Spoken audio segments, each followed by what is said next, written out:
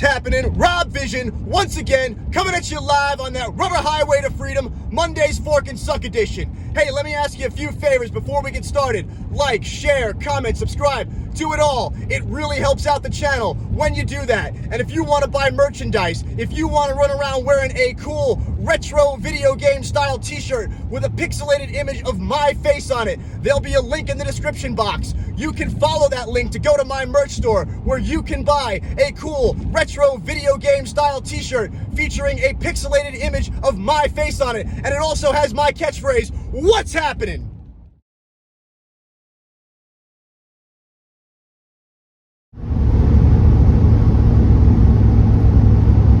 Tuck him in. Tuck him in. Kids waiting at the school bus to tuck him in.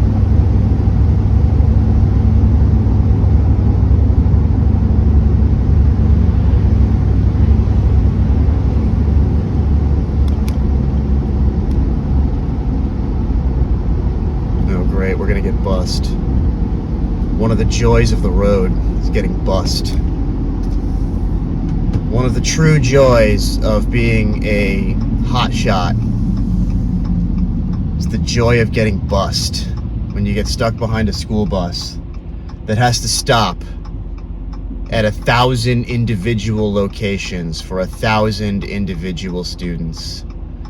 You know, I hate to be the back in my day guy, but back in my day, we walked to the bus stop. In fact, I just walked to school.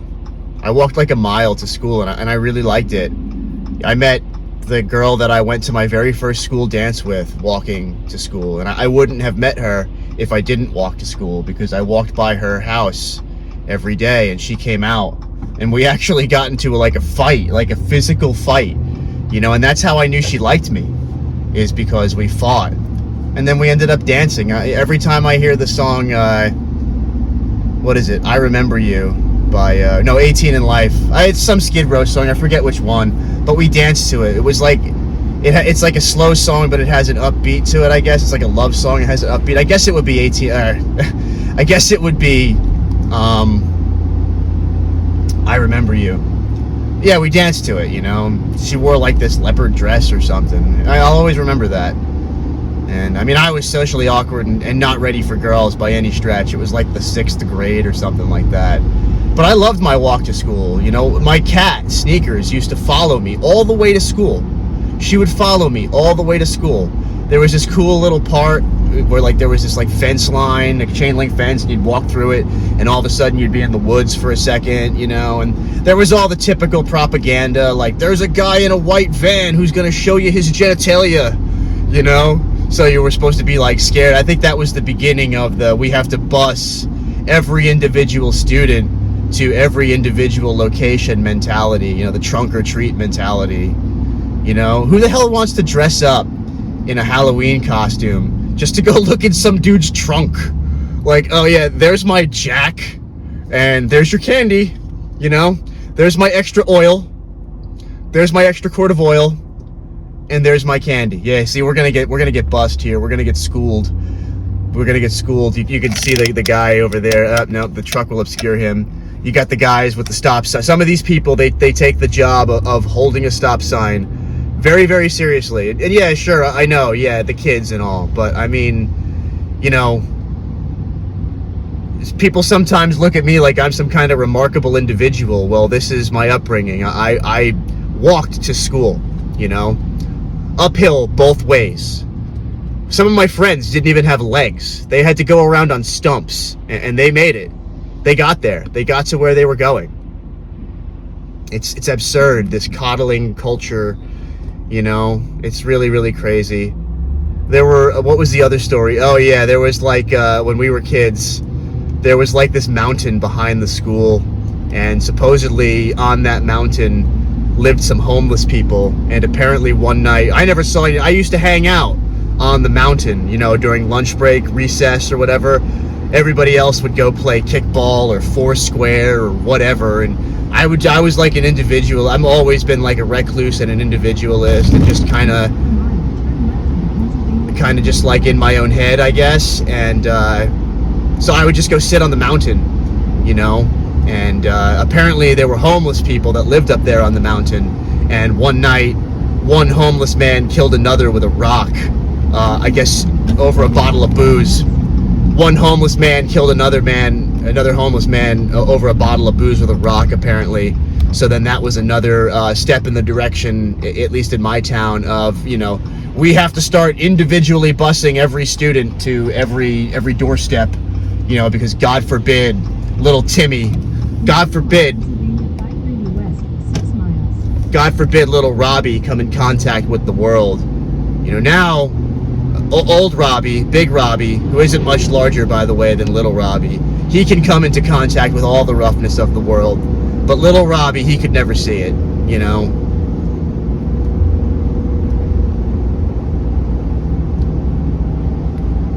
This is the life. This is the view. This is what you see when you're the hotshot driver. This is what you see. This is what you see over and over. You drive to the same places day in and day out to bring people lumber, to bring them, you know, a tiny amount of 2x4s or something. You drive an hour there and an hour back to bring them, you know, a small amount of lumber. Then you get there, and some of them brag about their trucks. They're like, oh, wow, that's a nice truck you're driving. And I always make the metaphor. I say, yeah, it's kind of like that truck that you see at, it's kind of like that girl, excuse me. It's kind of like that chick you see on the road at like 1,000 yards, and you go, oh man, she's gonna be hot. And then you get within 20 feet of her, and she's like a bag, like a leather bag with eyes.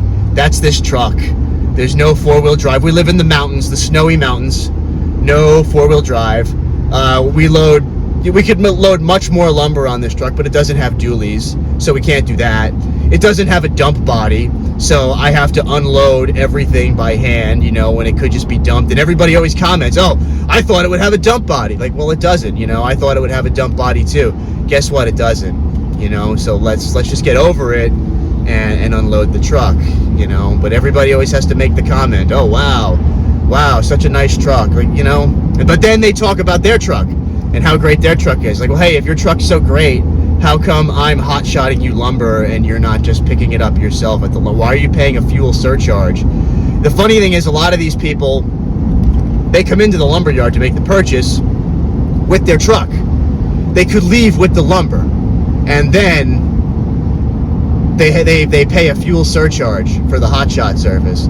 Now, obviously, I shouldn't complain too hard because that's my job, right? And that's how I make money.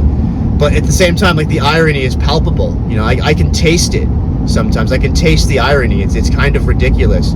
Like, you came there with your truck, and you could just as easily... A lot of the trucks look just like mine, not much different. They have large beds, you know, like, but I guess they're leases or whatever. They're just like glorified roadsters. It could just as easily be like, I don't know, a Toyota Camry. You know, it could be a fuel-efficient Toyota Camry, but instead they need the contractor status symbol of a truck, I suppose.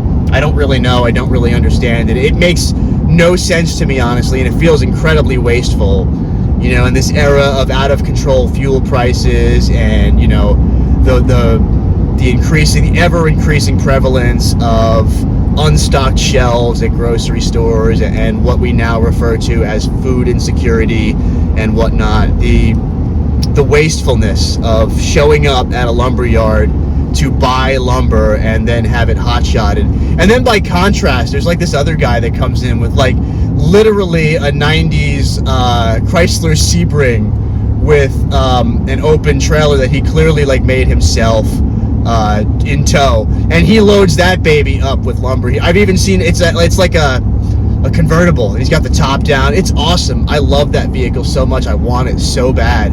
And you know, he loads up the trailer. I've even seen him with 2x4s out the back of the convertible. Like, you know, I have a lot more respect for that. I'm sure people make a lot of jokes about him and they call it names, you know. But I mean, that's human ingenuity right there, if you ask me. That's taking what you have and making it work, you know. That's a guy, in my opinion, when I look at that guy, I see a guy who's a success in like every area of life, because he makes what he has work, you know. And like, when you don't have, like, fake it till you make it or whatever, you don't have enough, so you find what you need, you know. I admire that mentality a lot more than, oh, hey, look, I have the brand new truck with the big engine and the extended cab and all the accoutrements, right? All the accoutrements.